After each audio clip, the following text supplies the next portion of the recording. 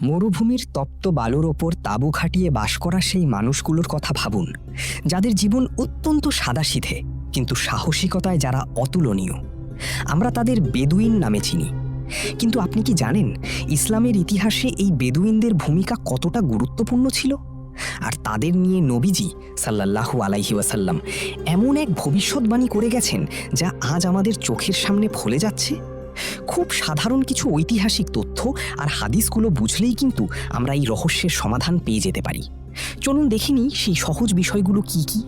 আরবি শব্দ বাদিয়া থেকে বেদুইন নামের উৎপত্তি, যার অর্থ হল মরুভূমি।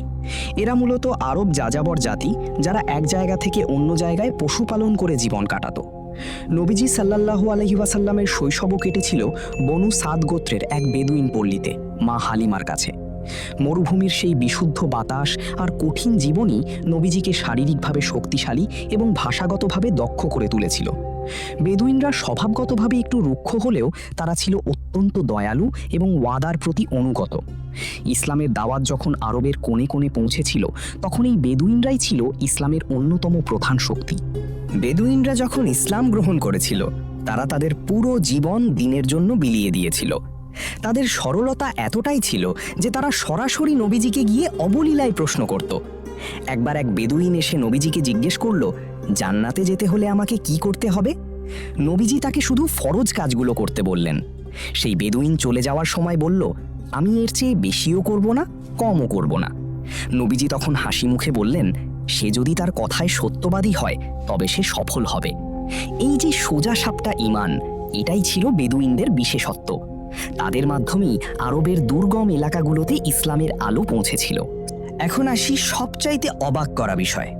নবীজি সাল্লাল্লাহু আলাইহি ওয়াসাল্লাম কিয়ামতের লক্ষণ হিসেবে একটি ভবিষ্যৎবাণী করেছিলেন। তিনি বলেছিলেন, যখন তোমরা দেখবে নগ্নপদ, বস্ত্রহীন, দরিদ্র মেষপালক বেদুইনরা বড় বড় দালান নির্মাণে একে অপরের সাথে প্রতিযোগিতা করছে, তখন বুঝবে কিয়ামত নিকটবর্তী। সহিহ মুসলিম। আজ দুবাই, কাতার বা সৌদি আরবের দিকে তাকালে আপনি কি দেখেন? যারা কয়েক দশক আগেও উট চড়াতো এবং মরুভূমিতে তাঁবুতে থাকতো, আজ তারাই পৃথিবীর সবচাইতে উঁচু আর বিলাসবহুল দালান তৈরি করছে।